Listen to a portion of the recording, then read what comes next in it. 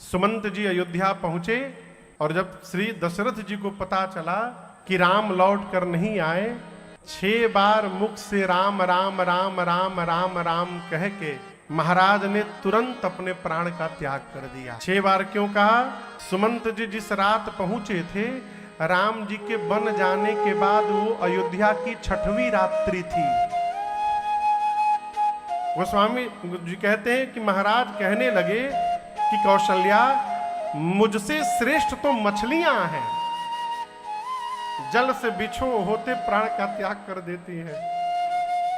मेरे राघव को गए 6 दिन हो गए आज, और मेरा प्राण नहीं गया। मानो प्रायश्चित कर रहे हो महाराज।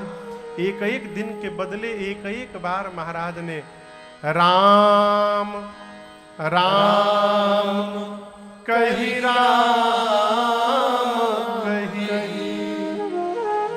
राम राम कही, राम तन परिहरि रघुबर विरह, राम गयऊ सुरधाम। 6 बार मुख से राम राम राम राम राम राम का उच्चारण करके तत्क्षण महाराज ने अपने प्राण का त्याग कर दिया।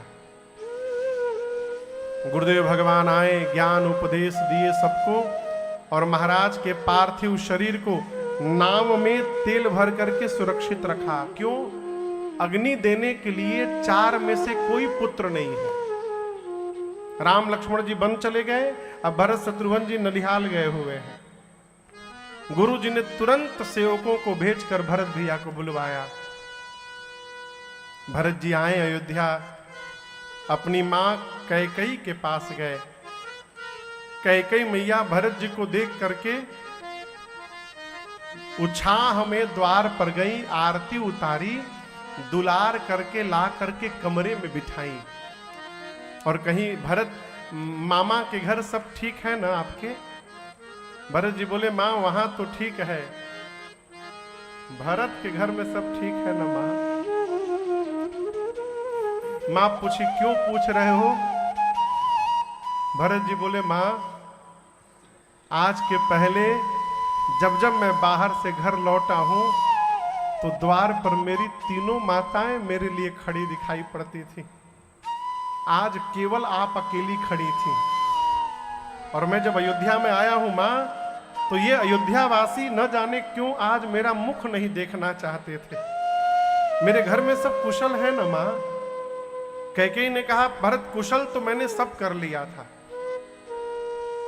मंथरा ने बड़ी सहायता की मेरी, लेकिन क्या कहूं ब्रह्मा जी ने एक काम बिगाड़ दिया बीच में। भरत जी पूछे क्या हो गया? कैकेयी मैया ने कहा राम भरत सब ठीक हो गया था, लेकिन क्या कहूं अचानक आपके पूज्य पिताजी नहीं रहे। अब गोस्वामी जी कहते हैं भरत भैया ये बात सुने, खड़े थे, कान में सुनाई पड़ा पूज्य पिताजी नहीं रहे। तात तात हा तात पुकारी, हे तात कह के खड़े खड़े गिर पड़े, लगे तड़पड़ाने भरत जी। मां कैकेयी संभाल करती है। भरत जी ने पूछा क्या हुआ था पिताजी को? अब दर्शन करिए। मां कैकेयी जान रही हैं कि जैसे मैं भरत को बताऊंगी, अब आज के बाद भरत जीवन भर मुझे कभी मां नहीं कहेंगे। लेकिन उसके बाद भी मां ने अपने को कठोर करके और अपनी करनी सब बताई भरत जी को।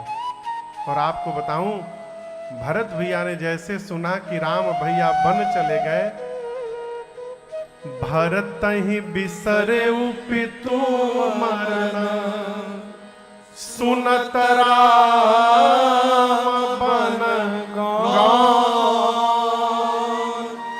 हे तू अपन पाँव जान जिया, थकीत रहे धरी भरत भैया सुने कि राम भैया वन चले गए। राम जी के वनवास की सूचना मिलने के बाद भरत जी पिताजी की मृत्यु भूल गए। जो अब तक तात तात चिल्ला रहे थे, भूल गए कि मेरे पिताजी नहीं रहे, मेरे भैया वन चले गए। गोस्वामी जी कहते हैं भरत जी स्तब्ध हो गए, कल्पना तक नहीं थी इस व्यवहार की। मन ही मन अपने को कोसने लगे, दौड़ कर गए मां कौशल्या के पास और गोद में बैठकर कहने लगे, मां यदि भैया के वनवास में मेरी तनिक भी सहमति है मां, तो जो पाप गुरु की हत्या से लगता है वो पाप मुझे लग जाए, जो पाप माता पिता की हत्या से लगता है मुझे लग जाए मां। भरत जी 28 पाप गिनाए मां कौशल्या को, मैं ये सब पाप लेने को तैयार हूं मां। मां कौशल्या ने समझाया, भरत मैं जानती हूं सूर्य प्रकाश को सूर्य अंधकार को समाप्त करते हैं, यह संभव है कि अंधकार सूर्य को समाप्त कर दे। यह भी संभव है कि मछली जल से निकल करके मरे नहीं जीवित रह जाए। यह भी संभव है कि ज्ञान होने के बाद भी मोह समाप्त न हो। लेकिन भरत, मेरा पुत्र भरत अपने भैया के राम के विरुद्ध जाकर कोई व्यवहार करेगा, ये किसी युग में संभव नहीं है भरत, ऐसा कदापि नहीं हो सकता है। ये मां का विश्वास है। अगला दिन हुआ, गुरुदेव आए, सरजू जी के किनारे भरत भैया ने पिताजी को मुखाग्नि दिया है। श्राद्ध कर्म हुआ और उसके बाद श्रद्धांजलि सभा बैठी। श्रद्धांजलि सभा में एक जगत की नायक चर्चा करके गुरु जी ने कहा, भरत जी देखिए, आपके पिता दशरथ जी को प्राण से प्रेम नहीं था, वचन से प्रेम था। यदि दशरथ जी को प्राण से प्रेम होता भरत जी, तो आपके पिताजी प्राण बचा लेते और वचन का त्याग कर देते। लेकिन आपके पिताजी ने वचन को बचाया और प्राण का त्याग किया, क्योंकि वो वचन को प्रेम करते थे। और यही जानकर एक वचन मान करके आपके भैया वन चले गए हैं, दूसरा वचन मान करके आप राजा बन जाइए भरत जी, कोई भी आपको बुरा नहीं कहेगा। राम जी भी सुनेंगे तो प्रसन्न हो जाएंगे। सुमंत जी ने भी कहा, कौशल्या जी ने भी कहा कि भरत राजा बन जाओ। लेकिन आपको एक बात बताऊं,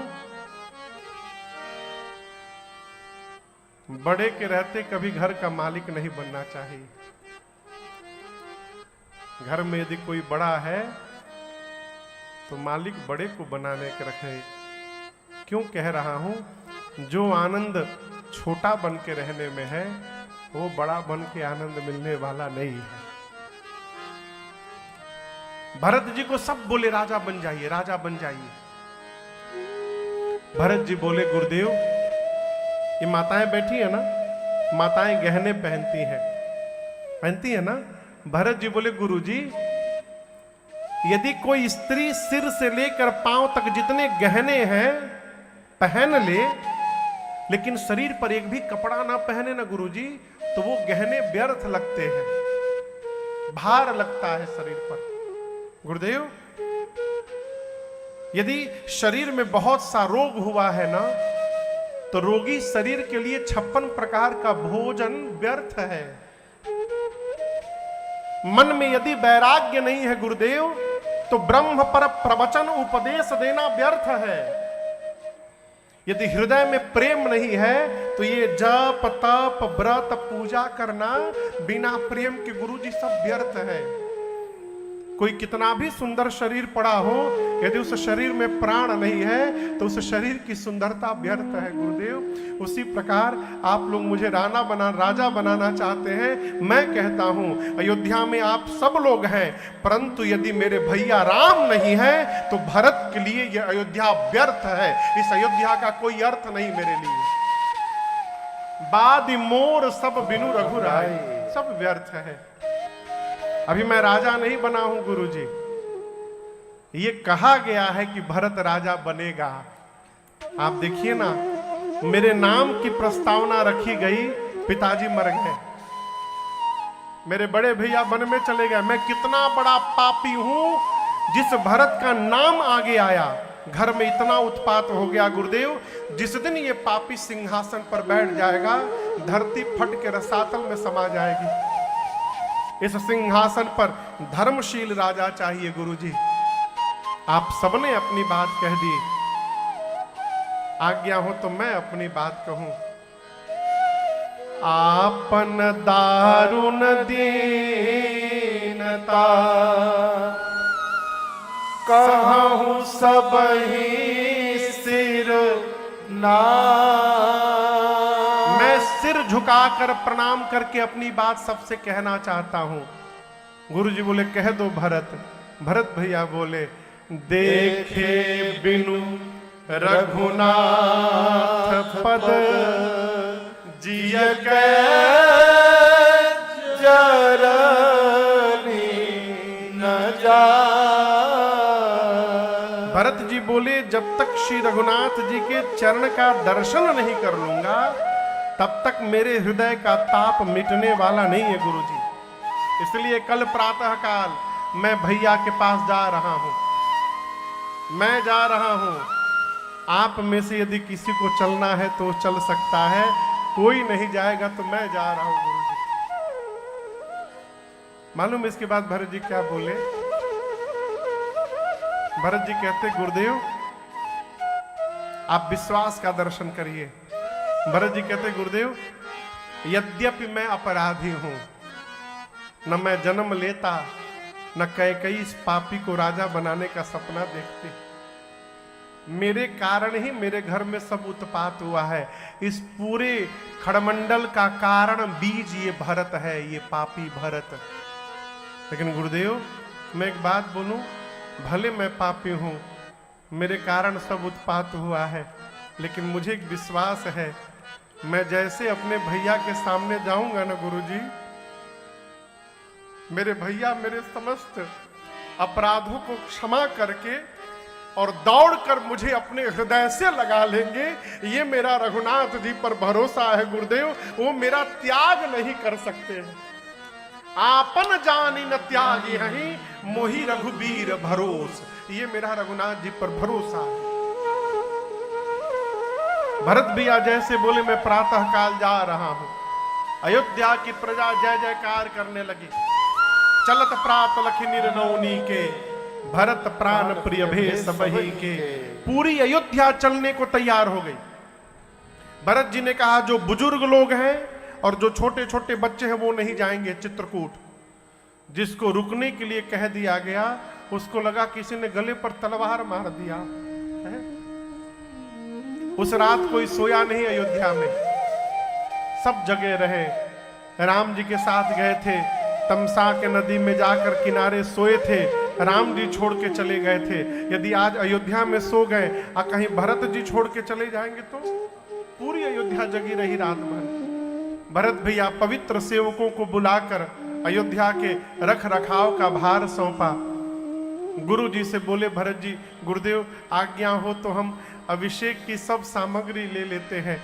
आप चलते ही ना वन में पहला काम करिएगा, भैया का तिलक कर दीजिएगा, उनको राजा बना दीजिएगा।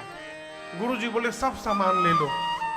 पूरी सामग्री लिए रथ पर गुरुजी को बिठाएं, पालकी में माताओं को बिठाएं और सबको लेकर भरत चले चित्रकूट हो रामा। राम को मनाने भरत चले चित्रकूट हो रामा। राम को मनाने सिया लखन को मनाने। राम को मनाने सिया लखन को मनाने। भैया भरत चले चित्रकूट हो रामा। राम को मनाने भरत चले चित्रकूट राम को मनाने बनसिया राम समुझी मन माही बनसिया राम समुझि मन माही सानुज भरत पया देहि जाहि सानुज भरत पया देहि जाहि संग साधक सेध सयाने हो राम को मनाने साधक सिद्ध सयाने राम को मनाने भरत चले चित्रकूट हो राम को मना सिया राम को मनाने सिया राम को मनाने भरत जी पूरे समाज को लेकर के चले। पूरे अयोध्यावासी अपने अपने वाहन पर गए। भरत जी शत्रुघ्न जी पैदल पैदल जा रहे हैं। क्यों? भैया मेरे वन में बैठे हैं, हम भैया से मिलने वाहन पर बैठ के जाएंगे। वो तो माँ कौशल्या ने कहा कि शीघ्र यदि राम के पास पहुंचना चाहते हो भरत तो रथ पर बैठ जाओ। माँ की बात मानकर भरत भैया रथारूढ़ हुए। पहले दिन पूरा समाज तमसा नाम की नदी के किनारे विश्राम करता है। दूसरे दिन सई नाम की एक नदी के किनारे विश्राम होता है। तीसरे दिन गोमती मैया के तट पर विश्राम होता है। और चौथे दिन पूरा अयोध्या का समाज चलते चलते सिंहवेरपुर में निषाद राजगुह के पास पहुंचता है। भरत जी पूरे समाज को लेकर मां गंगा की तट पर सिंहवेरपुर में रात्रि में विश्राम करते हैं। अयोध्या का पूरा समाज सिंहवेरपुर में विश्राम करता है। और आज की कथा को हम और आप अब यहाँ विश्राम करते हैं। कल की कथा में भरत भैया के चरित्र को श्रवण करेंगे। फिर अरण्य कांड में शबरी मैया की कथा तक गति करेंगे। परसों की कथा प्रातः काल सुबह 9 बजे से, कितने बजे से? 9 बजे। कल की नहीं, कल की तो जैसे 4:30 बजे होती है नित्य होगी। परसों की कथा शुक्रवार की कथा प्रातः काल 9 बजे प्रारंभ होगी, 9 से 12 तक। परसों हम और आप यहाँ पर मूल रूप से सुंदर कांड की कथा श्रवण करेंगे और उसके बाद श्री राम राज्याभिषेक महोत्सव के साथ इस 9 दिवसीय सत्र को विश्राम देंगे। तो मिलते हैं कल, तब तक के लिए हरे राम राम राम सीता राम राम राम हरे राम राम राम सीता राम राम राम हरे राम राम राम सीता राम राम राम हरे राम राम राम सीता राम राम राम हरे राम राम राम सीता राम राम राम हरे राम राम राम सीता राम राम राम सीता राम राम राम सीता राम राम राम। सभी लोग अपने दोनों हाथ ऊपर उठा करके कहेंगे हरे राम राम राम हरे हरे हरे कृष्ण कृष्ण कृष्ण हरे हरे। कथा विसर्जन आज के प्रभु शंभुनाथ हनुमान राम लखन श्री जान के सदा करो कल्याण। सियावर रामचंद्र भगवान की जय, बाल कृष्ण भगवान की जय, उमापति महादेव की जय, श्री हनुमान जी महाराज की जय, आज के आनंद की जय, जय जय श्री सीताराम।